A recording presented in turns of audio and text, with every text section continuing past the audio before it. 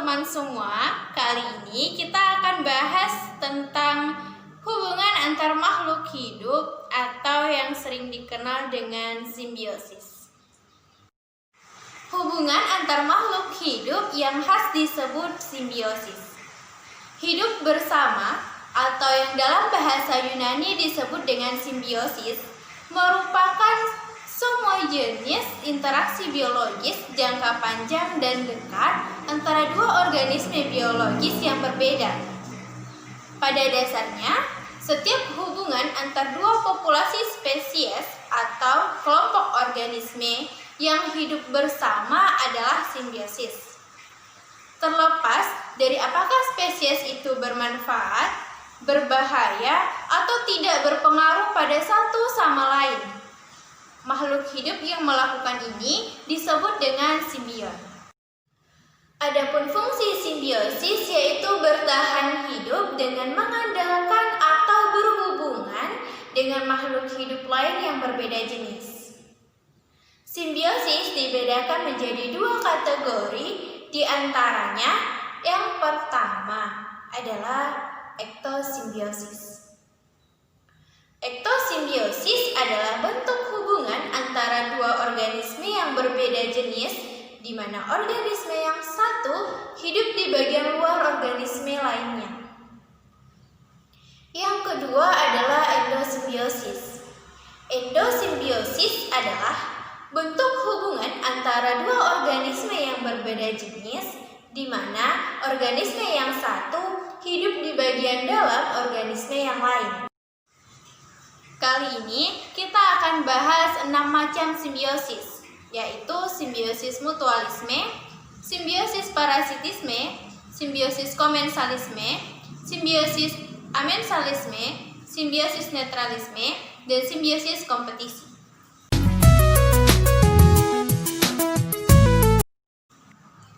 Simbiosis mutualisme adalah hubungan antara dua makhluk hidup berbeda jenis yang saling menguntungkan.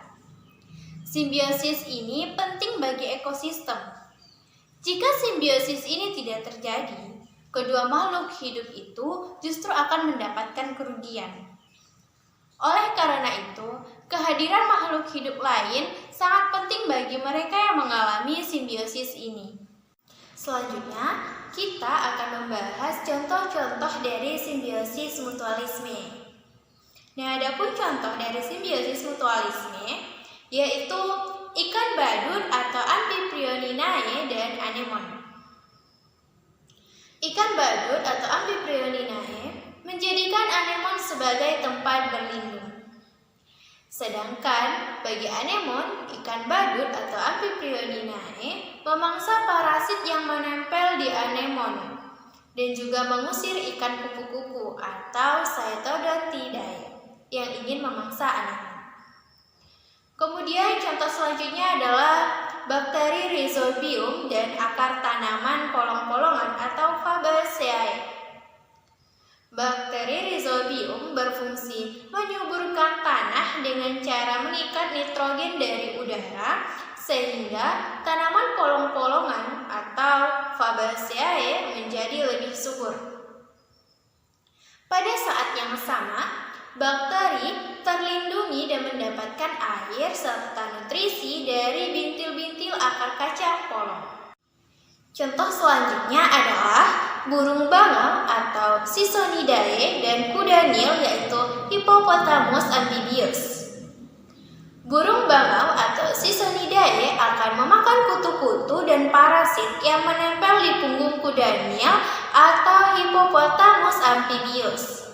Kuda Nil atau Hippopotamus amphibius diuntungkan karena tubuhnya akan bersih dan terbebas dari kutu. Nah, selanjutnya saya akan menjelaskan tentang hubungan simbiosis mutualisme antara kupu-kupu atau Rhopalocera dengan bunga. Kupu-kupu atau Rhopalocera melakukan simbiosis mutualisme dengan berbagai bunga.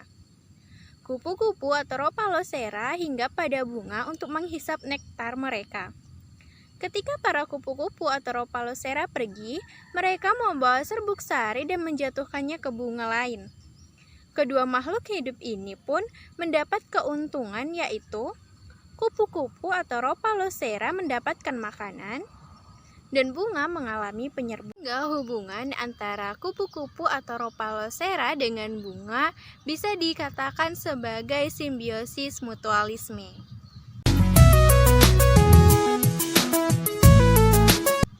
Baiklah teman-teman, selanjutnya kita akan bahas tentang simbiosis parasitisme. Simbiosis parasitisme adalah jenis interaksi antar makhluk hidup yang menguntungkan satu pihak dan merugikan pihak lainnya. Makhluk hidup yang merugikan disebut sebagai parasit. Sementara itu, makhluk hidup yang dirugikan disebut sebagai inang. Parasit sangat bergantung hidupnya pada makhluk hidup lain. Mereka akan mengambil makanan serta cadangan makanan inangnya untuk bisa bertahan hidup. Contoh dari simbiosis parasitisme adalah benalu dan inangnya. Benalu atau Loranthus adalah tumbuhan parasit yang menumpang pada pohon inang.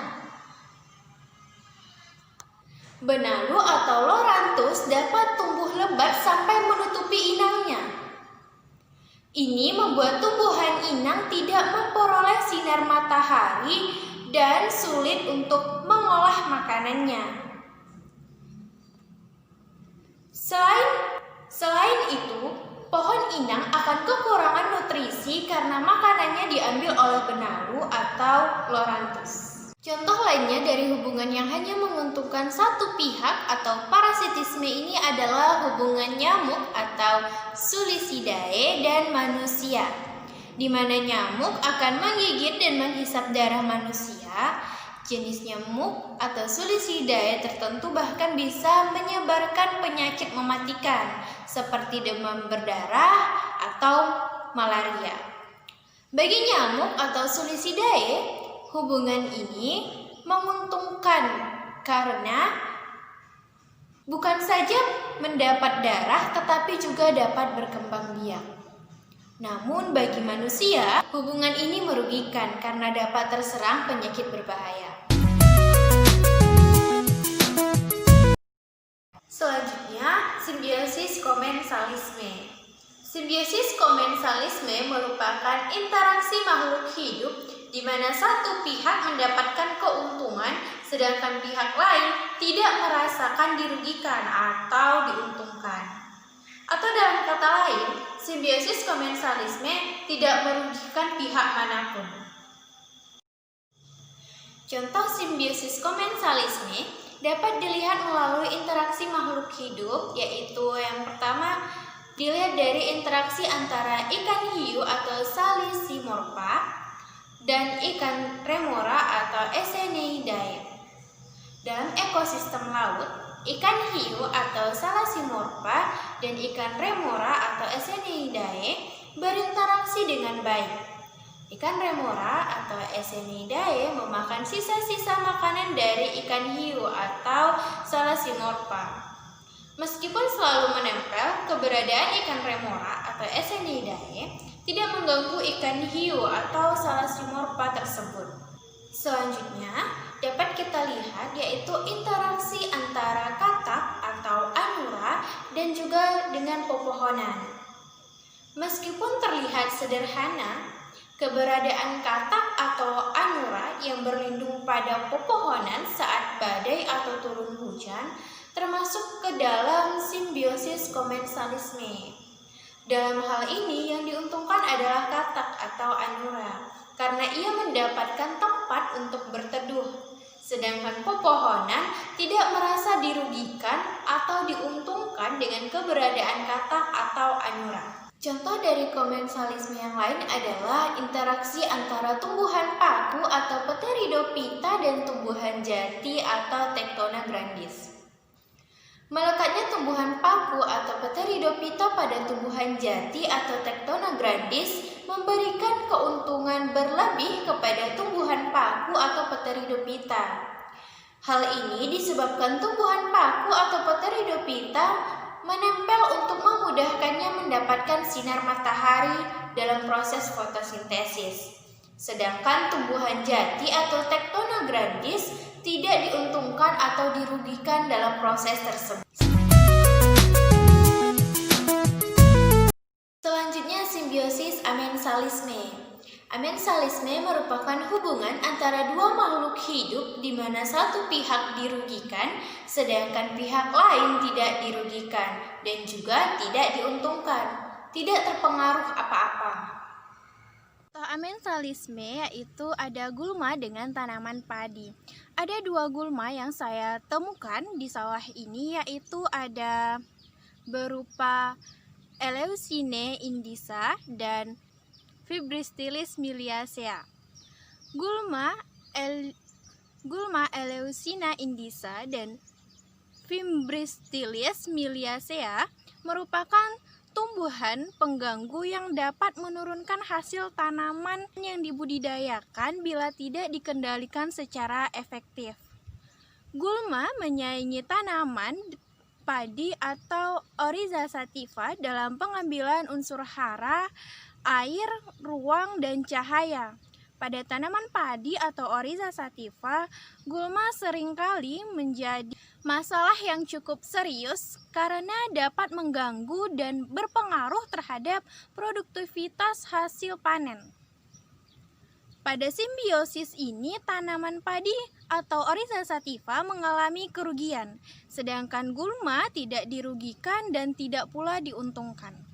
Selanjutnya adalah hubungan antara brokoli atau Brassica oleracea var italica dengan kembang kol atau Brassica oleracea var botrytis. Hubungan lainnya yang hanya merugikan satu pihak namun tidak menguntungkan pihak lainnya bisa dilihat pada hubungan antara keduanya, yaitu brokoli atau Brassica oleracea var italica dan kembang kol atau Brassica oleracea var botrytis.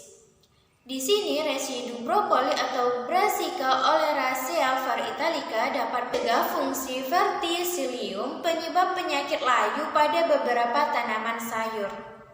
Contohnya kembang kol atau Brassica oleracea var botrytis dan brokoli atau Brassica oleracea var italica sendiri. Dalam hal ini, pihak yang dirugikan adalah kembang kol atau Brassica oleracea var botrytis, sementara brokoli atau Brassica oleracea var italica tidak mendapat pengaruh apapun.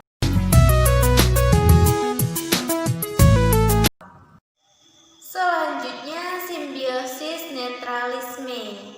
Simbiosis netralisme adalah simbiosis yang terjadi antara dua makhluk hidup di mana kedua makhluk hidup tersebut tidak dirugikan ataupun diuntungkan. Keduanya sangat netral. Simbiosis netralisme memiliki contoh yaitu semut atau Formicidae dan rayap atau Isoptera. Merupakan jenis serangga kecil yang biasanya bekerja secara berkelompok dalam mendapatkan makanan ataupun tempat tinggal. Jika kedua serangga ini disatukan dalam satu wilayah, keduanya tidak akan mempengaruhi satu sama lain.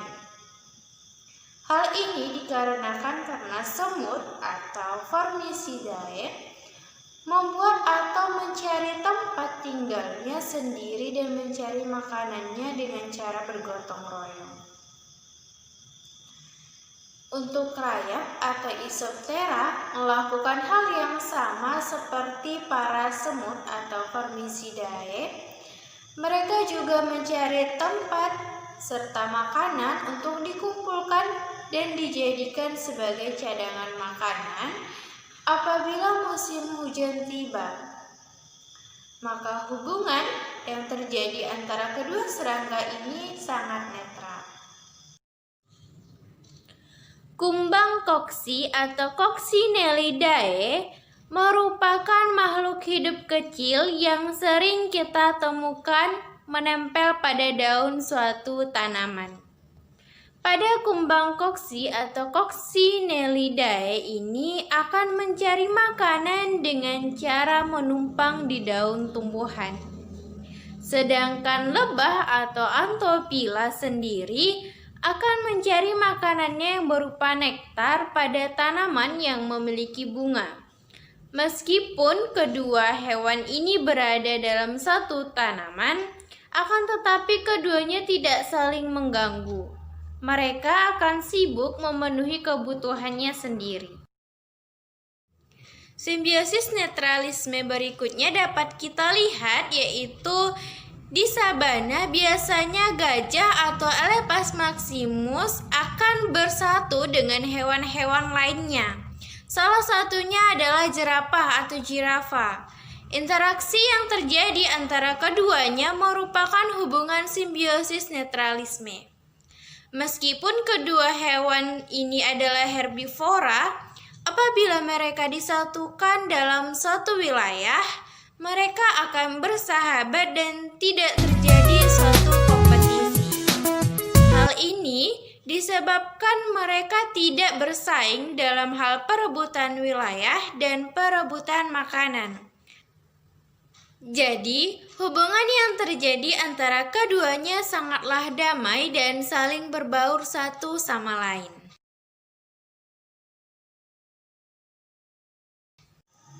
Selanjutnya adalah simbiosis kompetisi. Simbiosis kompetisi adalah hubungan antara dua makhluk hidup yang bersaing untuk mendapatkan sesuatu. Kompetisi atau persaingan yang terjadi pada simbiosis ini sangat beragam, mulai dari kompetisi makanan, kompetisi wilayah, kekuasaan, dan kompetisi lainnya. Simbiosis kompetisi dibagi menjadi dua macam, yaitu yang pertama adalah kompetisi intraspesifik, kemudian yang kedua adalah kompetisi interspesifik. Nah, kompetisi intraspesifik adalah sebuah kompetisi yang terjadi antara dua makhluk hidup yang berjenis sama dalam ruang ekologi. Kompetisi jenis ini terjadi dalam satu ruang lingkup yang sama. Dapat dikatakan hubungan ini merupakan hubungan kompetisi dalam ruang lingkup keluarga. Kemudian kompetisi interspesifik adalah sebuah kompetisi yang terjadi antara dua makhluk hidup yang berbeda jenis dalam ruang ekologi. Kompetisi jenis ini adalah merupakan kebalikan dari kompetisi intraspesifik yang terjadi pada spesies yang sama. Hubungan kompetisi ini terjadi pada spesies makhluk hidup yang berbeda jenis. Contoh dari simbiosis kompetisi ini dapat kita lihat pada kompetisi yang terjadi antara singa jantan atau Panthera leo. Adalah persaingan dalam memperebutkan daerah kekuasaan. Seperti yang sudah kita ketahui, jika singa merupakan salah satu hewan yang sangat melindungi daerah kekuasaannya dan tidak ingin diganggu. Tujuan dari persaingan ini adalah untuk menjadi penguasa dalam daerah kekuasaan dan menjadi singa jantan utama dalam kawasan tersebut. Persaingan antara singa jantan Panthera leo ini masuk ke dalam contoh dari simbiosis kompetisi. Kemudian contoh selanjutnya adalah kompetisi antara harimau atau Panthera tigris dengan singa atau Panthera leo yang berada dalam satu ekosistem. Dalam ekosistem harus ada hubungan antara komponen biotik dengan abiotik supaya dapat tercipta keseimbangan ekosistem. Pada interaksi biologis ini, harimau atau Panthera tigris dan singa atau Panthera leo saling bersaing untuk mendapatkan makanan atau mangsanya, yaitu seperti rusa atau Cervidae, kerbau atau Cubalus cubalis, dan mangsa harimau atau Panthera tigris dan singa atau Panthera leo lainnya. Baiklah teman-teman, demikian pembahasan kita tentang simbiosis pada kesempatan kali ini. Terima kasih atas perhatiannya. Sampai jumpa.